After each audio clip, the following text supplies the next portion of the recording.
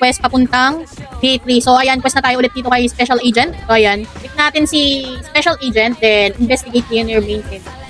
The next page, return. Mag-save point na lang din tayo. Photopat tayo. So, click natin letter T. Lalabas to, double click natin para lumabas. Then, talk to your student director. So, papasok tayo sa Leonier. Hanapin natin yung student director in the campus.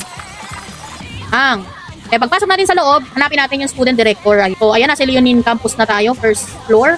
Then, nandito lang sa kaliwa, sa kaliwang side ang student director. Katulad ng mga nasa map. Nasa mga map ng Phoenix, SE, at MP. Ayan, student director, pero mumuti. Ayan, zombie na siya mga lods. Click nyo lang yan, then ask about situation, then return. So, pagkatapos nyan, okay na, diba? Doon natatapos ang quest natin doon sa labas. Pero, eto muna, i-request muna natin yung request form information. Sige lang laban.